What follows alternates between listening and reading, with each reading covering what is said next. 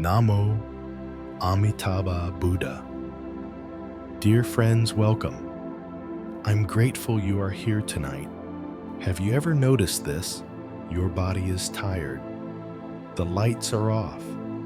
The room is quiet. Yet your mind refuses to rest. You lie there staring into the darkness, replaying conversations, worrying about tomorrow, carrying the weight of the day on your chest. Nothing dramatic may have happened, and still, sleep feels far away. Many people believe they lose sleep because life is too hard. But what if that isn't the full truth? What if you are not awake because of the world, but because your mind has not yet been given permission to rest? In the Buddhist path, there is a gentle teaching that speaks directly to this moment. It reminds us that suffering does not begin with events, but with how the mind quietly reacts, clings, and wanders often without us even noticing. And within that same moment, there is also a simple way to soften, to slow down, and to come home. Tonight, I would like to share this wisdom with you. Not as theory, not as pressure, but as a calm, practical guidance. Something you can feel right here, right now, as we begin to let the mind rest together. As we begin to let the mind rest together. And yet for many people, rest still feels just out of reach. The day has finally come to an end. Shoes are slipped off near the door. A tired body sinks into the couch. The house grows quieter. Only the soft hum of the refrigerator, the distant sound of cars passing on the street. Outside, porch lights glow like small moons, one by one. By every measure, the day is over. But inside, something is still wide awake. The hands may be still, but the mind keeps moving. It replays moments from the day, words that were said, words that were swallowed, a look from a coworker, a message left unanswered, a bill on the kitchen counter folded once too many times, a doctor's appointment coming up, a child who seemed unusually quiet tonight, a parent far away, aging a little more each year. Nothing is happening right now. And yet the chest feels tight. The breath is shallow. The jaw clenches without being asked. This is a familiar place for many people living here. Long days shaped by responsibility, work that demands attention, families that need care, a life built carefully, often far from where it began. There is pride in this effort, and also a quiet exhaustion that has nowhere to go. You turn off the lights. You lie down. The ceiling disappears into darkness. This is supposed to be the moment when everything lets go. But instead, the mind starts counting. How much is left in the account? Did I say the wrong thing today? What if the test results aren't good? What if something happens while I'm asleep? Thoughts come like waves, one after another. Some are loud, some are barely whispers, but together they keep the surface of the mind in constant motion, like water that never quite settles. Many people blame themselves for this. Why can't I just relax? Why am I so weak? Other people seem fine. What's wrong with me? But there is nothing wrong with you. What is happening is something very human, very ordinary, and very deeply understood in the Buddhist path. The Buddha did not describe suffering as something dramatic or rare. He spoke about it as something subtle, something that slips into everyday life, especially in moments like this when the world grows quiet and there is nowhere left to run. When the body finally stops moving, the mind is left alone with itself. And that is when its habits become clear. It reaches backward, pulling up memories. It reaches forward, imagining outcomes. It circles around the idea of me, my duties, my fears, my unfinished tasks. Even rest becomes another thing to manage, another thing to fail at. You may notice how the body responds to this inner movement. The shoulders remain lifted. The stomach stays tight. The heart beats just a little faster than it needs to. Sleep hovers nearby, but it does not enter.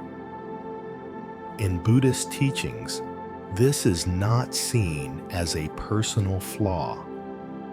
It is seen as conditioning patterns built slowly, moment by moment, over years of living, striving, caring, and surviving. Each day trains the mind to stay alert, to watch for danger, to plan, to protect. And at night, when there is finally silence, the mind does not know how to stop doing what it has been trained to do. It keeps working even when the body is begging for rest. There is a gentle image often used in the teachings, the mind compared to water. When the water is stirred all day long, it does not become still just because the stirring stops. It needs time. It needs patience. It needs to be left undisturbed. But many of us, without realizing it, keep stirring the water just with our thoughts instead of our hands. Lying in bed, we replay conversations. We imagine worst-case scenarios. We judge ourselves for not being calmer, more grateful, more at peace. Each thought sends another ripple across the surface. And here is something important to notice. Something very compassionate. Most of this worrying is rooted in care. You worry because you love your family. You worry because you want to do the right thing.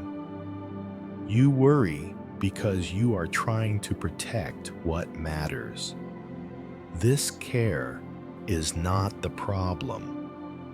The problem is that the mind has learned to express care through tension, through endless thinking, through refusing to rest.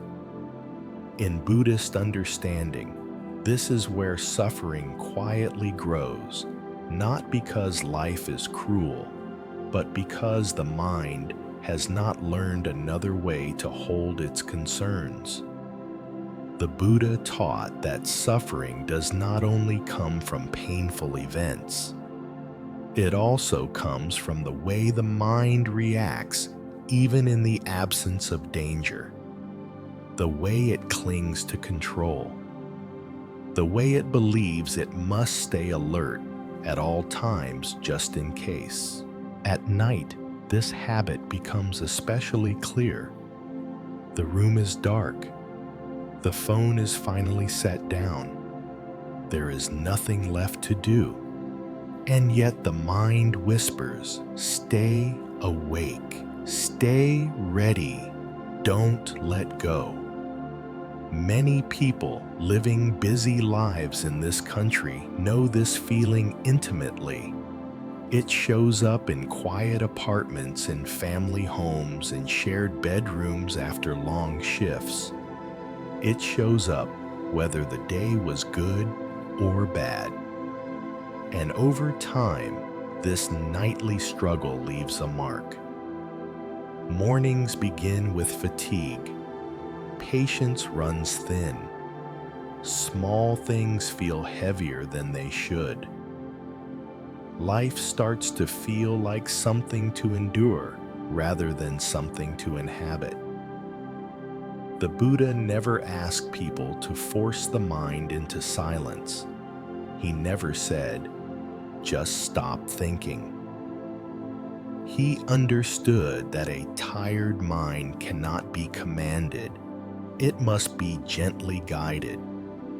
Before there can be rest, there must first be understanding. Understanding that you are not broken. Understanding that your sleeplessness has a cause. Understanding that what keeps you awake is not the world itself, but a mind that has forgotten how to feel safe enough to let go. And this is where the path quietly opens. Not by fixing your life, not by solving every problem tonight, but by learning step by step how to give the mind something it has been missing for a long time. Permission to rest. As we move forward, we will look more closely at what actually happens inside the mind in moments like these, and how with gentle awareness, that restless energy can begin to soften. Not all at once, but enough for the water to start becoming still. Permission to rest often begins in the most unlikely places. There is a parking lot behind a hospital that never truly sleeps.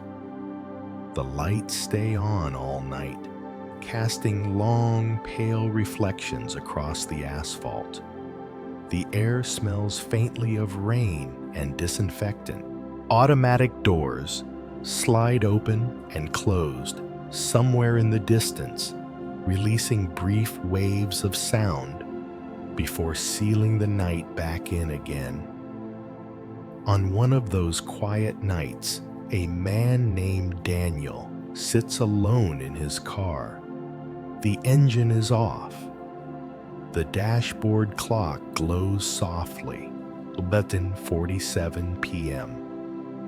His hands rest on the steering wheel, though he has nowhere to go. Inside the hospital, his mother is being observed overnight. The doctors said the word stable, but they also said we need to wait. And so, Daniel waits. Every few minutes, his eyes lift toward the building as if he might see something through the concrete walls. His phone rests face down on the passenger seat. He tells himself he does not want to check it again. He checks it anyway. No new messages. The night feels heavy, but not loud. A security guard walks past, footsteps echoing briefly, then fading. Somewhere far off, a siren wails and then disappears into the city. The world continues indifferent and steady. Inside Daniel, nothing feels steady at all. His chest tightens with each breath. Thoughts come without being invited. What if the doctors missed something? What if she gets worse while he's sitting out here doing nothing? Why didn't I bring her to the hospital sooner? What if this is my fault? His mind moves faster than his body ever could. It jumps from the present moment to imagined futures and then back into the past, replaying small details that now feel enormous. The tone of her voice earlier, the way she waved him off, telling him not to worry. He presses his forehead lightly against the steering wheel. His shoulders ache. His jaw is clenched so tightly, he does not remember tightening it. Daniel has lived in this country for many years. He works hard. He takes care of his responsibilities. He rarely complains. People would describe him as calm, dependable, strong. But here alone in the car, those words feel thin. He is not thinking about philosophy. He is not thinking about spiritual practice. He is simply trying to survive this waiting. A memory surfaces without warning. A small altar in the corner of his childhood home. A single candle.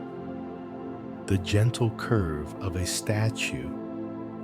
His mother standing quietly in front of it in the early morning hands, folded lips, moving in a rhythm too soft to hear.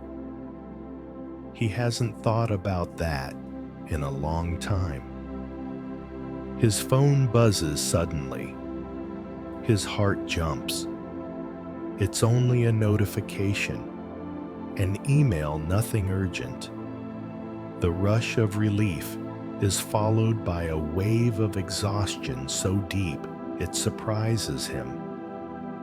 He exhales long and shaky, and in that exhale, something subtle happens.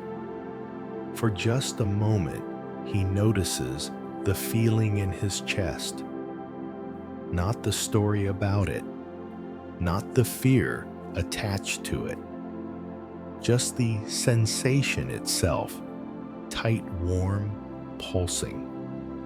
He notices how it shifts slightly as he breathes out, how it does not stay exactly the same from one second to the next. This noticing is not planned. It is not something he has been practicing. It simply appears like a small gap in the noise. In Buddhist teaching, moments like this are important not because they are dramatic, but because they reveal something essential. Suffering often feels overwhelming, not only because of what is happening, but because of what the mind adds to it. There is the fact of the night. There is the fact of waiting. And then there is the mind layering fear upon fear, story upon story, until the weight becomes unbearable. Daniel is not suffering because he is sitting in a car. He is suffering because his mind is trying to protect what it loves by running endlessly through imagined outcomes. It believes this vigilance is necessary. It believes that staying tense might somehow keep loss away. The Buddha spoke about how the mind reacts automatically to contact. A sound, a thought, a sensation appears, and almost instantly the mind begins to interpret, to judge, to build meaning. This happens so quickly that it feels like a single event. But it is not. There is what is happening. And there is what the mind says about what is happening. Most of the time, we live inside the second one. As Daniel sits there, another memory comes not from childhood, but from a recent visit to a temple outside the city. He had gone reluctantly for a family event. He remembers the quiet, the way the air felt cooler inside, the low sound of a bell being struck somewhere in the distance, its tone lingering long after the sound itself had ended. He remembers a line he overheard spoken gently, almost casually. You cannot control outcomes, but you can care for the mind that meets them. At the time, it sounded simple, almost obvious. Now, in the parking lot, it feels different. Daniel places one hand over his chest. He does not try to stop the fear. He does not tell himself to be positive. He simply stays with the sensation of breathing in and out as it is. The fear does not vanish, but it loosens just a little. In Buddhist understanding, this small shift matters, because every moment the mind reacts with panic, more suffering is created.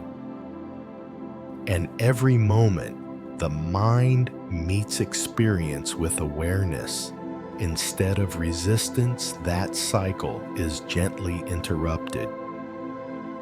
This is not about denying love or concern. Love is present in Daniel's fear. Care is present in his worry. But suffering grows when love is mixed with the belief that tension is the only way to protect what we cherish. As he breathes, Daniel quietly repeats a familiar phrase in his mind, not as a plea, not as a demand, but as a rhythm. Each word lands softly like a stone placed gently on the ground. With each repetition, his thoughts slow, just enough for him to notice the space between them. The hospital building has not changed. His mother is still inside. The future is still uncertain, and yet something in him is less rigid. This is how clarity begins, not with answers, but with a shift in how the mind is held. The Buddha did not promise that awareness would remove difficulty from life. He taught that awareness changes the way difficulty is carried. It creates room where there was only pressure. It brings a kind of steadiness that does not depend on outcomes. In that parking lot under the quiet lights, Daniel experiences a small version of this truth, not as a teaching, not as a belief, but as a direct feeling in his own body. The waiting is still there, but he is no longer alone inside it. And as the night continues, this small opening becomes the doorway through which deeper understanding can enter, an understanding of how suffering is built moment by moment, and how it can also be softened right where it begins. And from that small opening in the night, a deeper understanding begins to reveal itself. What Daniel touched in that quiet parking lot was not comfort coming from outside. It was not reassurance from a doctor, nor certainty about the future. It was something much subtler, an awareness of how suffering actually takes shape moment by moment inside the mind. The Buddha spoke about this with remarkable precision.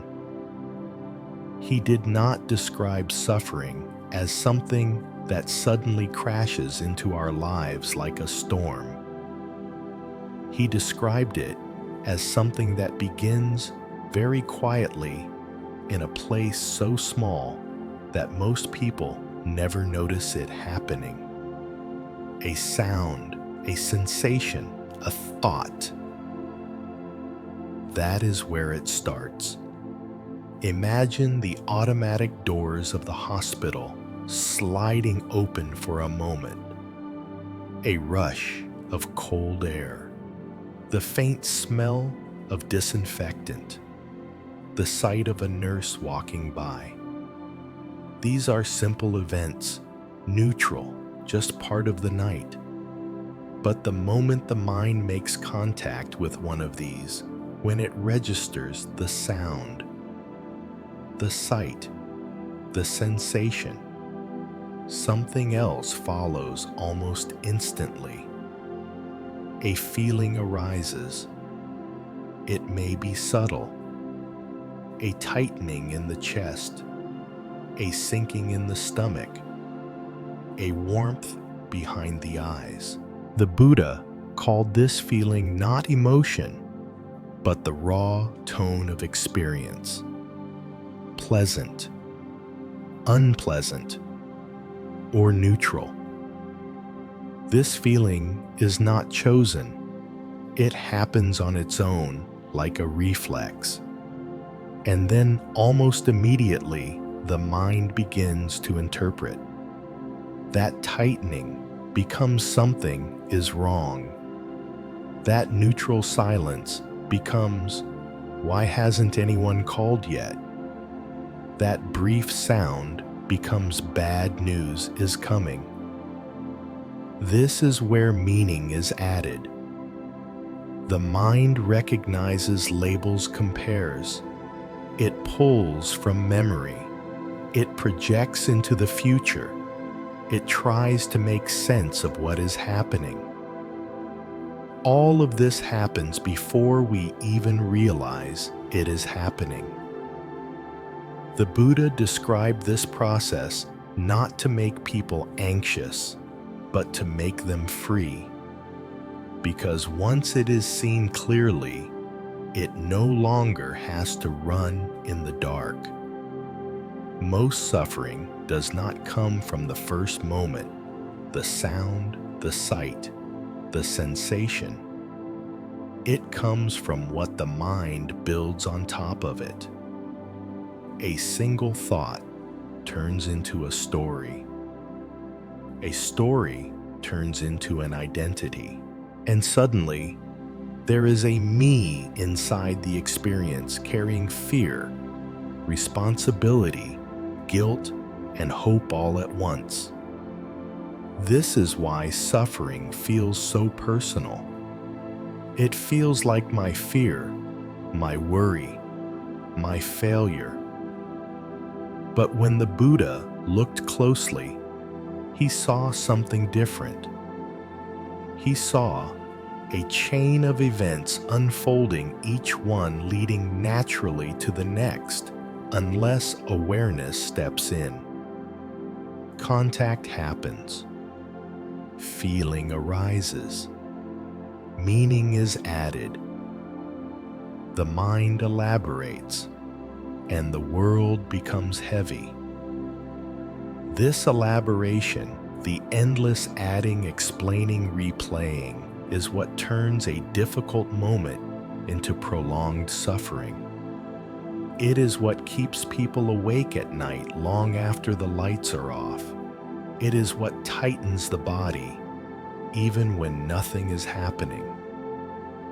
The remarkable thing is how small the beginning is. Suffering does not need a catastrophe. It only needs a moment of unexamined reaction. A memory surfaces. A thought whispers, "What if?" And the body responds as if danger is already here. The Buddha often used simple images to explain this. He compared the mind to a painter, one who creates entire worlds with color and shape. Once the painting is finished, we forget that it was painted at all. We step into it, we live inside it, and we call it reality. Daniel's fear in the parking lot felt real because the mind had painted a future filled with loss and regret. That future did not exist anywhere except in thought. But the body responded as if it were already happening. This is not a failure of character. It is not weakness. It is how the human mind has learned to protect what it loves. And yet protection through constant tension comes at a cost. The Buddha's insight was not that we should stop caring. It was that we should learn to see the exact moment when care turns into suffering. That moment is small, almost invisible, but it is always there. It is the moment when feeling becomes my problem, when sensation becomes something I must fix, when uncertainty becomes I cannot rest.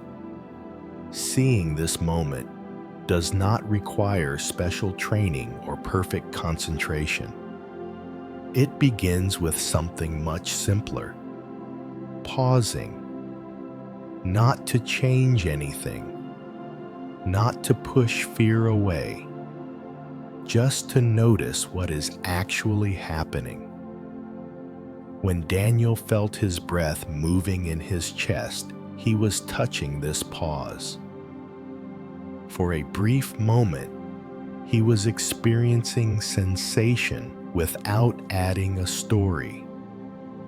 There was tightness, but no explanation attached to it. There was fear, but no future imagined yet. In Buddhist understanding, this is the doorway. When experience is met at the level of sensation and awareness without immediately turning into narrative suffering, does not take root in the same way. It may still be uncomfortable. It may still be painful, but it does not spiral.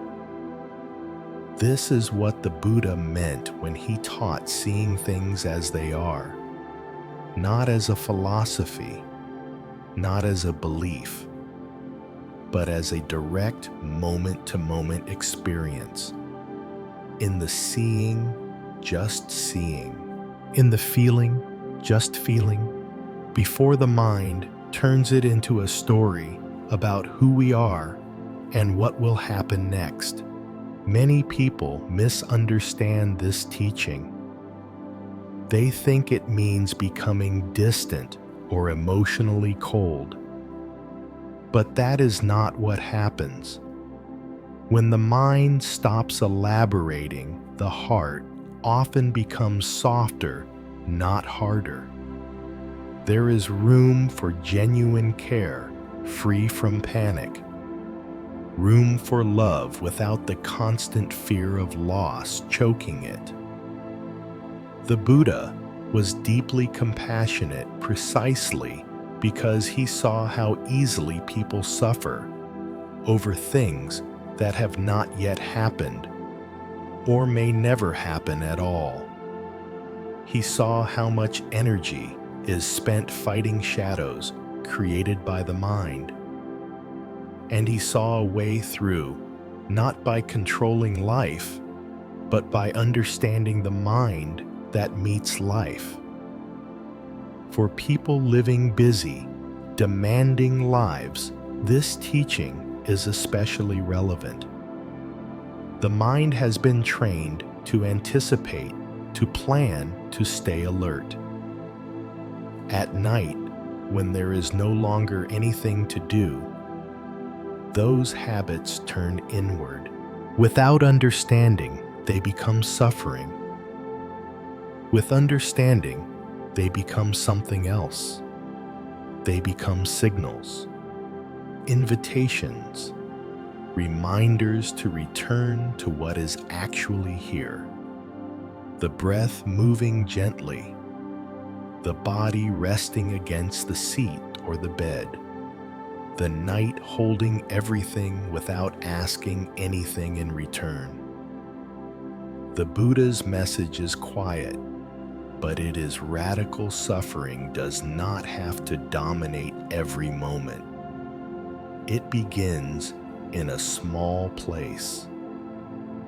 And because it begins there, it can also be met there. Not tomorrow, not after everything is resolved, but right now, in the smallest moment of awareness. As this understanding deepens, a new question naturally arises, not how to escape difficulty, but how to meet it without creating more pain. And that question leads us gently toward the heart of practice, how awareness itself becomes the beginning of freedom. And as awareness opens to how suffering begins, another truth quietly comes into view, one that many people have heard about, but few have truly understood. Karma does not wait for you to act. It does not wait for words to be spoken, or for hands to move, or for decisions to be made. It begins much earlier, in a place so intimate that it feels like me. It begins in the moment you believe a thought. Picture Daniel again sitting in the car beneath the hospital lights. Nothing has changed on the outside. The building stands still. The doors open and close. The night continues as it always has. Yet inside him, entire worlds are being born and dissolved. A single thought appears. What if something goes wrong? It is just a thought. Light, brief, almost invisible. But when it is believed, the body responds. The chest tightens. The breath shortens. The mind begins preparing for loss that has not occurred. In that moment, something subtle is planted. This is karma at work, not as punishment, not as fate, but as momentum. In the Buddhist understanding, karma simply means action. And action does not only belong to the body. The mind acts constantly. It chooses what to repeat, what to hold, what to push away, what to believe. Each time fear is rehearsed, the mind learns fear. Each time worry is indulged, the mind learns worry. each time resentment is replayed, the mind learns resentment. No one needs to teach the mind this. It learns through repetition, quietly, faithfully, like water wearing a groove into stone. This is why suffering can feel so persistent even when life appears stable. The causes are being renewed again and again, not always through what we do, but through how we think. Many people believe they are creating karma only when they say something harsh or make a harmful choice. They overlook the hours spent tightening around imagined futures, the nights spent reliving old regrets, the inner criticism that runs unchecked. Yet the Buddha pointed gently to this inner world and said, "Look here, because this is where freedom also begins." The same process that creates suffering can be redirected. The same momentum that carries fear forward can be softened, slowed, and eventually released. This does not require suppressing thoughts or forcing the mind to be positive. It begins with seeing clearly what is happening. When a thought arises, there is a choice, often unnoticed. It can be fed, or it can be known. When it is fed, it grows roots. It pulls emotion and memory around itself. It becomes part of the story of who you are. When it is known simply as a thought, it loosens its grip. The Buddha taught that intention is at the heart of karma, not intention as a dramatic vow, but the quiet leaning of the mind toward grasping or toward understanding. In Daniel's case, the intention to stay tense feels like care. It feels responsible. It feels loving. But the result is exhaustion, sleeplessness, and ongoing distress. The Buddha did not ask people to stop caring. He asked them to see how care can become suffering when it is mixed with clinging. Clinging to outcomes. Clinging to control. Clinging to the belief that if I worry enough, I can prevent pain. This belief is deeply human. It is also deeply tiring. Karma, formed in this way, does not appear immediately as dramatic consequence.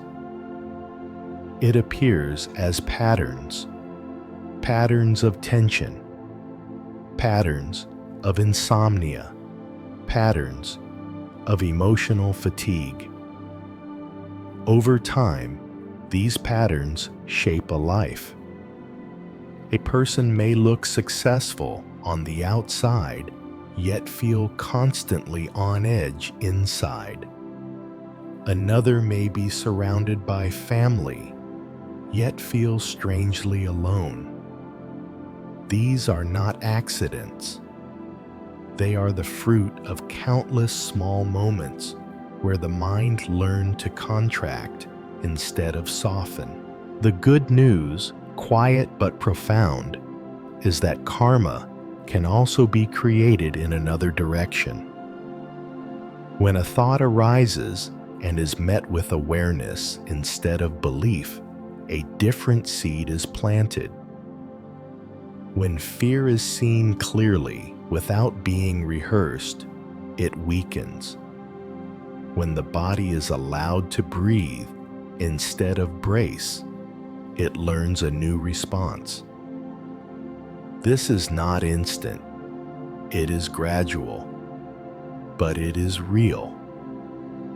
In Buddhist practice, this redirection is sometimes compared to changing the course of a river. You do not fight the water. You guide it gently, channeling it toward calmer ground.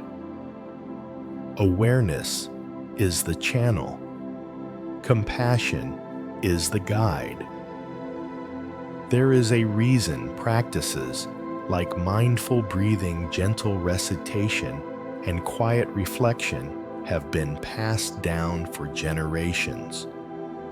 They work directly with the mind at the level where karma is formed.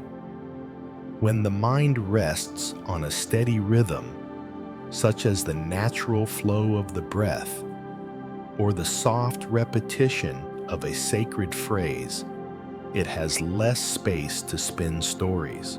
Thoughts still arise, but they pass through without carving such deep grooves. In moments like these, something remarkable happens. The body begins to trust. The mind begins to slow. And karma, that would have been created through tension, is replaced with something else: calm steadiness and care without panic. This is how merit is built, not as a transaction with the universe, but as a natural result of a mind that is learning to respond with wisdom instead of habit. For those who carry responsibility for others, for parents, children, loved ones, this understanding is especially important. Caring deeply does not require constant self-sacrifice through worry. In fact, worry often drains the very strength that care depends on. The Buddha's teaching offers a different way to remain present, loving, and engaged without creating endless suffering along the way. In the quiet moments of the night, when thoughts begin to rise, there is an opportunity. Not to fix the future, not to rewrite the past, but to notice the direction the mind is leaning. Is it leaning toward fear or toward understanding? That lean repeated gently is karma in motion. And because it is happening now, right now, it can be met now, not with force, not with judgment, but with a simple willingness to stay present. This is the heart of the path. Not waiting for life to become easier, but learning how to meet life without adding unnecessary weight. As this becomes clearer, another realization naturally follows. If karma is shaped in the mind, then the most powerful place to practice is not somewhere else, but exactly where you are, especially in moments of uncertainty. And that realization leads us toward a practical question, one that brings ancient wisdom directly into everyday life. How can the mind be gently guided in real time when fear begins to rise? That question opens the door to a practice that has offered comfort to countless people before us and continues to do so quietly, night after night. And when the question arises, how to gently guide the mind when fear begins to move, the answer the Buddha offered was both simple and profound. Not by asking the universe to change, not by pleading for outcomes, but by stopping the momentum of suffering right where it is being created. This is where recitation enters not as a request, but as a refuge. Many people misunderstand recitation. They think it is a form of asking, a spiritual negotiation. Please make this better. Please protect me. Please let things turn out the way I hope. When recitation is done from this place, the heart is still trembling. The mind is still running. Fear is still in the driver's seat. But that is not what the Buddha was pointing to. True recitation is not about getting something from outside. It is about giving the mind something steady enough to rest on so it stops creating new suffering. Picture Daniel again sitting in his car. His thoughts were racing in every direction. The future felt heavy. The present felt unbearable. What changed was not the situation, but where his attention settled. When the mind is left alone, it tends to spiral. It jumps from one thought to the next, feeding each one with emotion. Recitation offers the mind a single, gentle object, something rhythmic, familiar, and calm. Not to escape reality, but to meet reality without panic. As Daniel quietly repeated a sacred phrase, something subtle shifted. His lips barely moved. His voice stayed inside his chest. Each repetition was soft, unhurried, like placing one stone carefully after another along a path. The phrase itself was not magic. What mattered was what happened around it. The breath slowed. The shoulders dropped. The space between thoughts widened. Fear did not disappear, but it no longer multiplied. In Buddhist understanding, this is crucial. Suffering grows when the mind keeps adding fuel. New thoughts, new worries, new scenarios. Recitation interrupts this process. It gives the mind something wholesome to return to, again and again, each time it begins to wander. This is how karma is paused, not erased, not denied. Paused. Each moment, the mind chooses steadiness instead of panic. It is choosing a different direction. Each moment, fear arises and is met with awareness and repetition rather than belief. A different seed is planted. This is why recitation has been passed down through generations, especially among ordinary people living ordinary lives. It does not require silence, retreat, or special conditions. It works in hospital parking lots, in quiet kitchens late at night, in bedrooms where sleep feels far away. It works because it meets the mind where it actually is. Some people ask, why repeat a name or a phrase? Isn't that just another thought? The difference is intention. Ordinary thoughts pull the mind outward toward past and future, toward control and fear. Recitation gathers the mind inward. It creates continuity instead of fragmentation.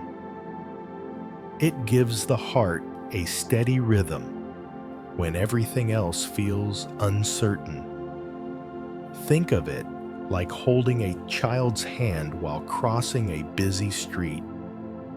The street does not disappear. The danger does not vanish. But the child is no longer alone. In moments of distress, the mind is that child. Recitation is the hand it can hold. As the mind rests on the repetition, something else becomes clear. Thoughts still arise. Images still appear, but they no longer dominate the entire field of awareness. They pass through like clouds moving across the sky, no longer blocking all the light. This is not suppression. This is not avoidance. This is stabilization. In Buddhist practice, stabilization is essential.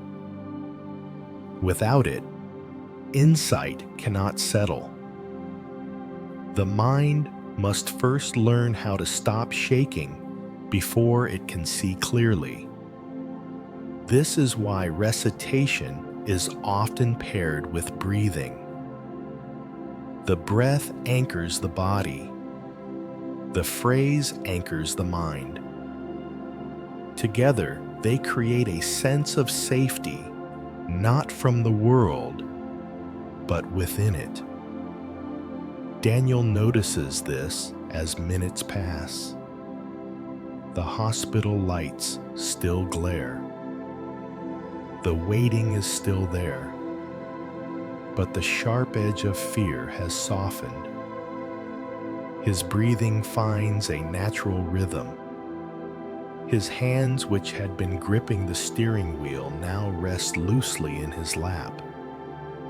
There is a quiet dignity in this moment, not because everything is okay, but because the mind is no longer fighting itself. This is the deeper purpose of recitation, to stop the inner conflict that keeps suffering alive. To allow concern to exist without turning into torment. To care without collapsing under the weight of caring. For many people, this understanding changes everything. They realize that peace is not something granted from above, but something cultivated from within. Each repetition is a choice. Each return to the phrase is an act of kindness toward the mind. Over time, these moments accumulate. The grooves of fear become shallower. The habit of returning becomes stronger. The mind learns slowly and gently that it does not have to chase every thought that appears. This is how karma is transformed, not through force, but through consistency. Night after night, moment after moment. And perhaps most importantly, recitation reminds the heart that it is not alone, that countless people before have sat in similar darkness, holding similar worries, and found their way through not by controlling life, but by steadying the mind that meets life. As this steadiness grows, something new becomes possible. The mind is no longer only reacting. It is now capable of resting. And from that place of rest, a natural question emerges, not about theory, but about living. How can this gentle steadiness be brought fully into the body, into the breath, into the moments just before sleep. That question leads us naturally into a simple, practical way to practice one that can be done tonight exactly as you are without effort or strain. And from that gentle steadiness, the body naturally asks for something very simple. Not a long practice, not a perfect posture, just a few quiet minutes before sleep. This is where the path becomes intimate, woven into ordinary life, right at the edge of rest. Imagine the room as it is now. The lights are low, the noise of the day has softened.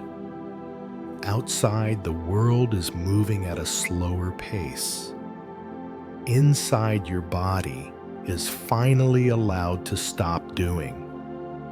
This is the moment. There is no need to sit upright or arrange anything special. Simply lie down, letting the bed receive your weight. Notice how the back meets the mattress, how the shoulders spread, how the hands rest wherever they naturally fall. The face loosens, the tongue relaxes, the eyes close without effort. Before sleep arrives, there is a small window, just a few minutes, where the mind is still reachable. This is where a simple ritual can change everything. Begin by bringing attention to the breath, not forcing it, not controlling it, just noticing. Feel the air enter through the nose, cool and light. Feel it leave warm and soft. Notice how the chest rises slightly, then falls. The belly moves in its own gentle rhythm. Nothing else needs to happen. If the mind drifts, and it will simply notice that it has drifted and return to the breath. No scolding, no correction, just a quiet return like guiding a child back to bed. After a few breaths, allow a gentle phrase to enter awareness, not spoken aloud, not whispered urgently, just resting in the mind carried by the breath. Each time you breathe in, the phrase begins. Each time you breathe out, it completes. Let the rhythm be slow enough that the body can follow. As the phrase repeats, notice what happens in the body.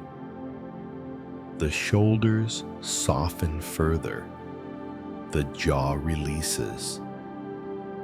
The space behind the eyes grows darker and deeper, like a quiet lake at night. Thoughts may still appear. Memories may flicker. Plans for tomorrow may knock softly at the door. There is no need to answer.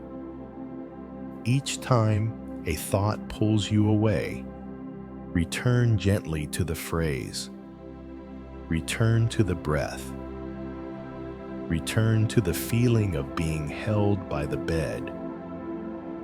This returning is the practice. In Buddhist understanding, this moment is powerful because it works at the level where habits are formed. The mind is learning right now that it does not need to stay alert to be safe. It does not need to replay the day to protect what matters. With each repetition, the momentum of worry slows, not because it is fought, but because it is no longer being fed. This is how suffering loosens its grip. As the body settles, bring awareness slowly through it without effort. Feel the feet resting, the calves heavy, the thighs warm, the hips supported, the lower back releasing tension it has carried all day. Move upward at an unhurried pace. The abdomen softens with each exhale. The chest rises and falls no longer guarded. The shoulders melt downward as if warm water is being poured over them. If you notice an area that feels tight, do not push it to relax. Simply include it in awareness. Breathe into it gently. Let it know it does not need to hold anymore. This is not a technique to fix the body.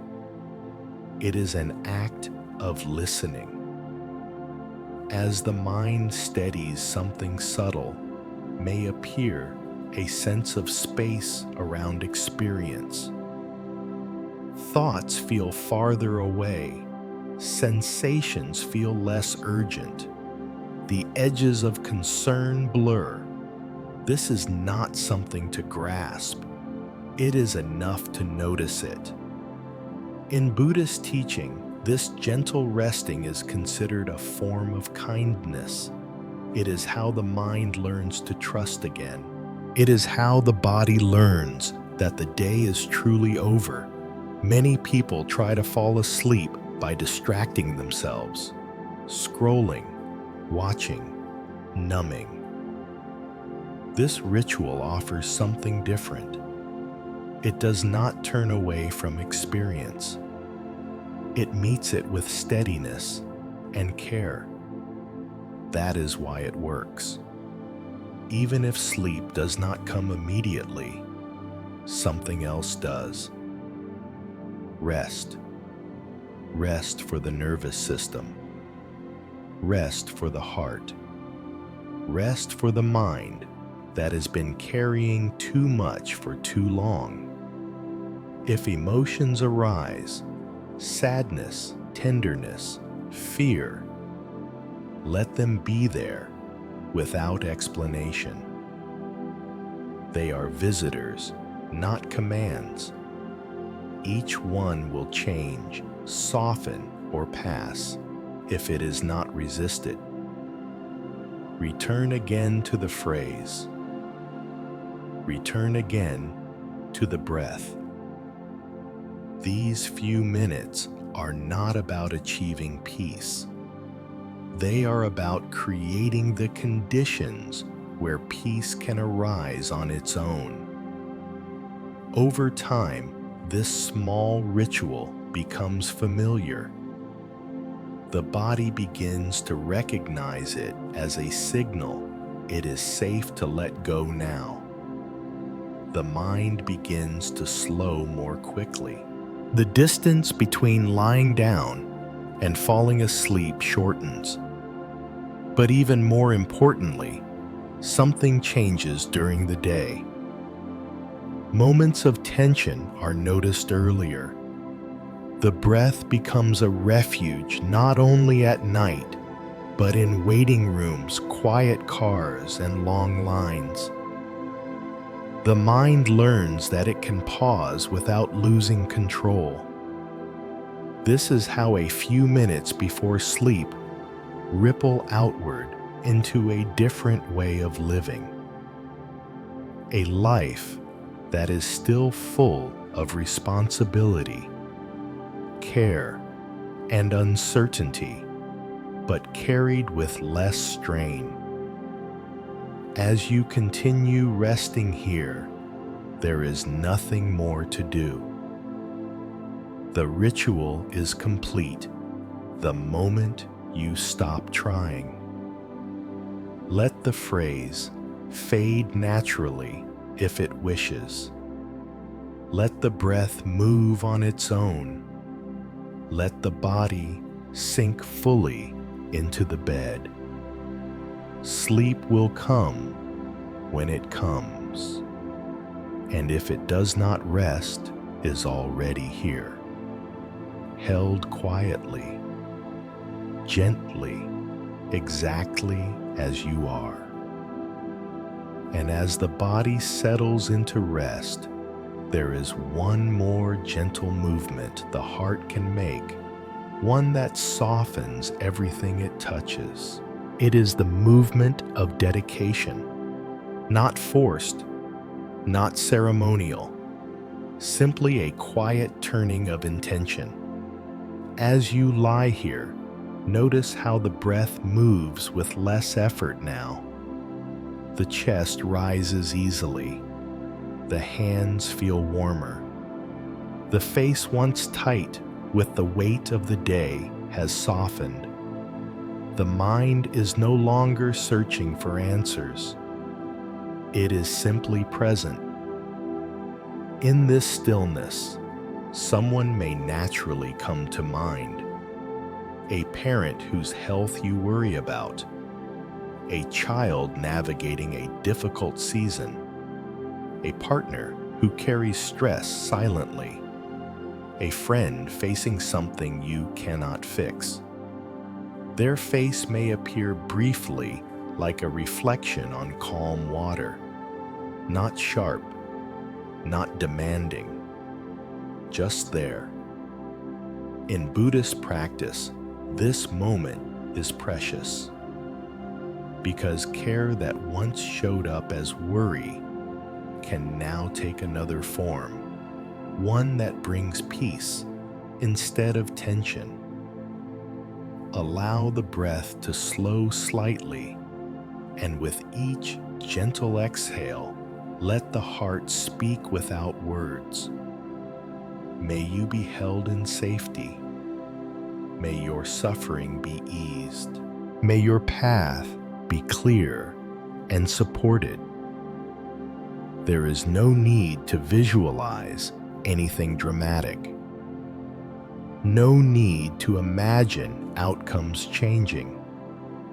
Simply let the warmth you feel now extend outward like a soft light spreading in all directions. This is dedication.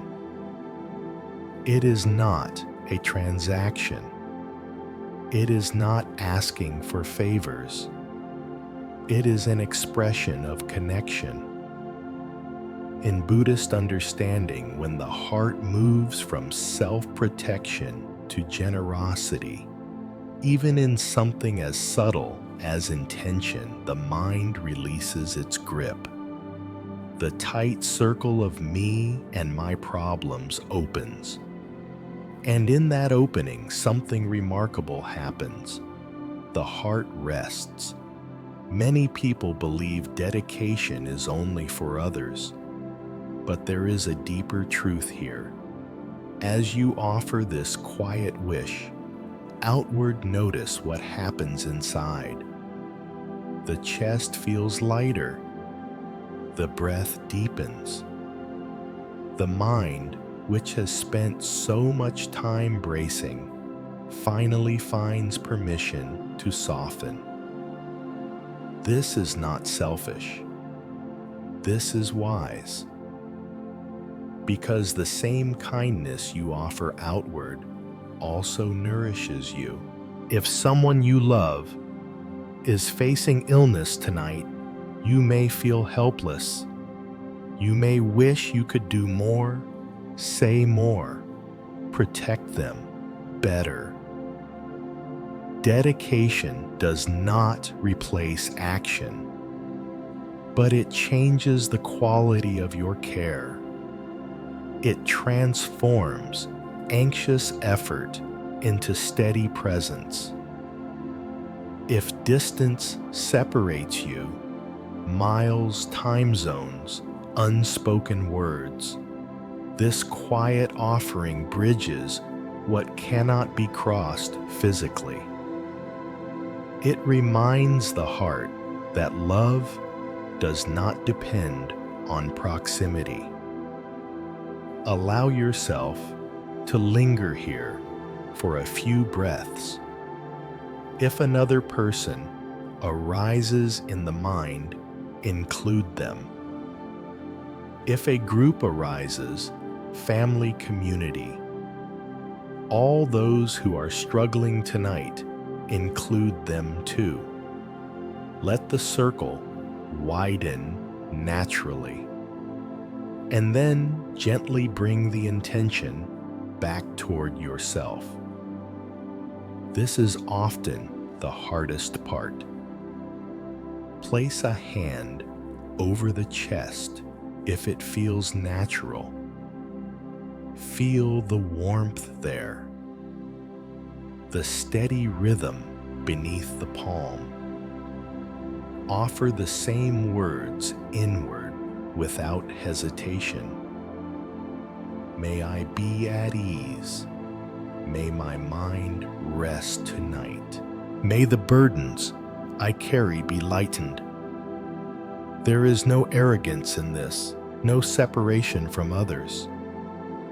Caring for yourself in this way strengthens your ability to care for the world.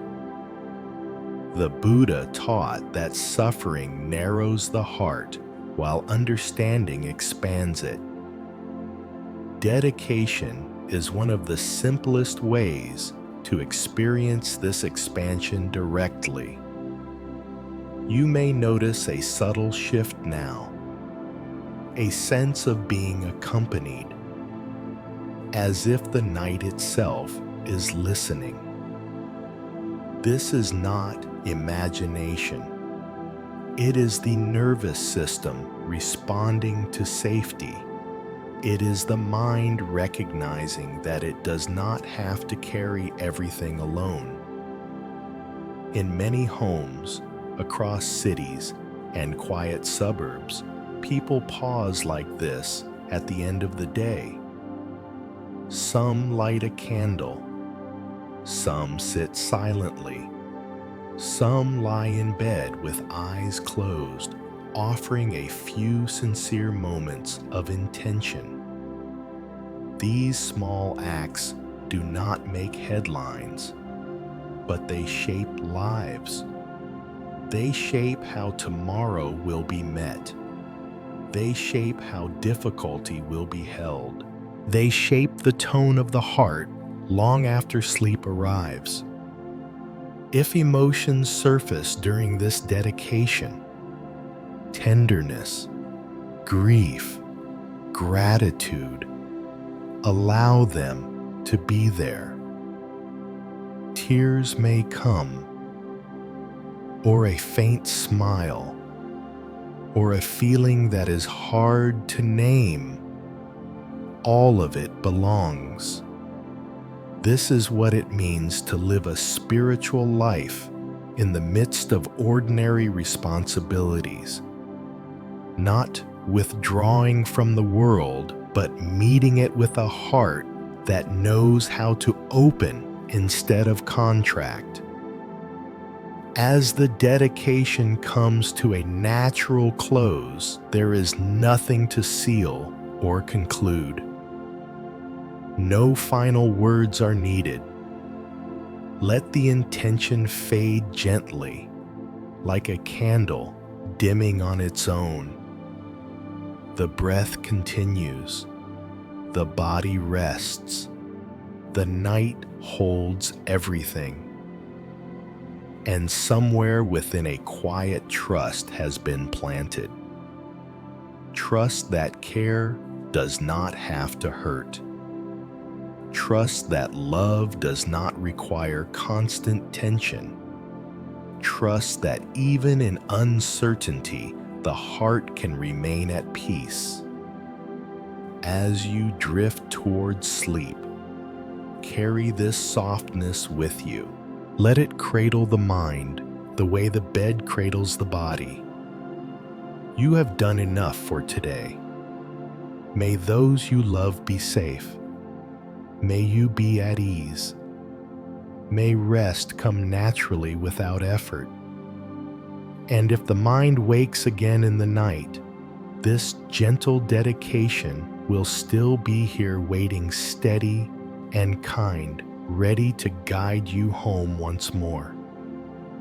And as this quiet dedication settles, the night seems to breathe with you. The room feels softer now. Shadows no longer press in. The edges of the day blur, like ink dissolving gently into water. Somewhere outside, a car passes, then fades. Inside, there is nothing left to solve. Tonight does not ask for answers. It asks only for rest. Many people believe peace comes after everything is finished, after problems are resolved, after plans are made, after life finally cooperates. But the Buddha pointed to something far simpler and far kinder. He taught that peace begins the moment the mind stops adding weight to what is already here. Not tomorrow, not someday, but now. You have seen how suffering does not arrive all at once. It begins in small moments, when a thought is believed, when fear is rehearsed, when the body braces against what has not yet happened. And you have seen something else as well, that in those same small moments there is a choice, not a dramatic choice, just a gentle turning toward awareness instead of habit, toward steadiness instead of panic, toward kindness instead of self-pressure. Tonight, you practice that turning, perhaps only briefly, perhaps imperfectly, and that is enough. You do not need to understand every teaching.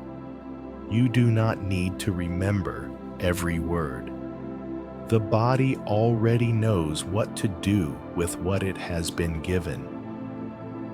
It knows how to soften when it feels safe.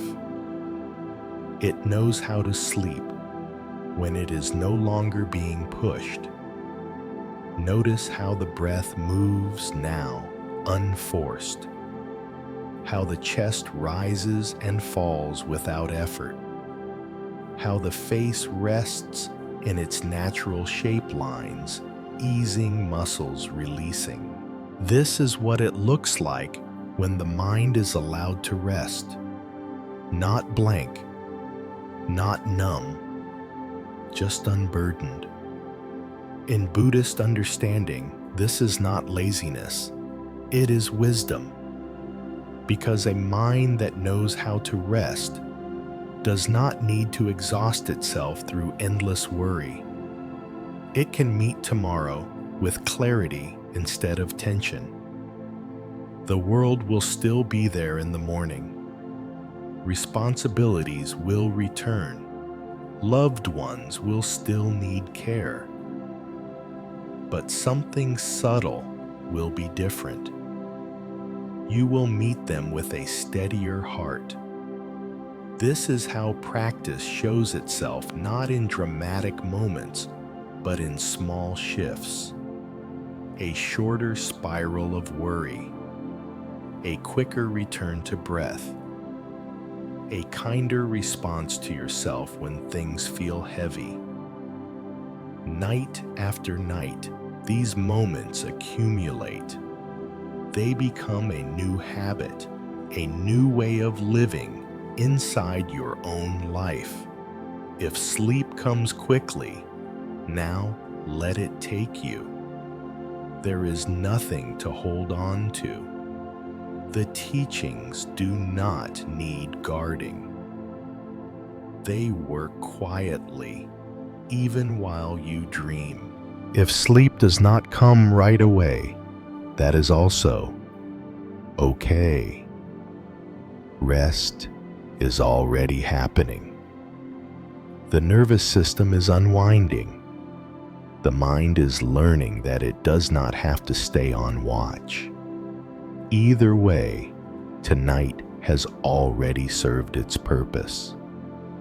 Before the night carries you further, take one last moment to acknowledge yourself. You showed up. You listened. You allowed yourself to pause. That alone is a form of merit.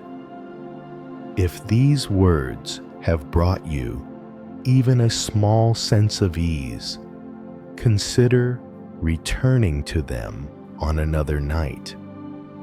Let them become familiar, like a well-worn path home. And if you know someone who lies awake with a heavy heart, you might gently share this space with them as well. There is no need to rush, no need to strive, just this: a quiet night, a resting mind, a heart that no longer needs to hold everything at once. May your sleep be deep and untroubled. May your dreams be gentle. May you wake with a little more ease than yesterday. And when the mind stirs again, as it sometimes will remember this simple truth, you do not need to carry the whole world tonight. It is enough that the mind is allowed to rest. Good night.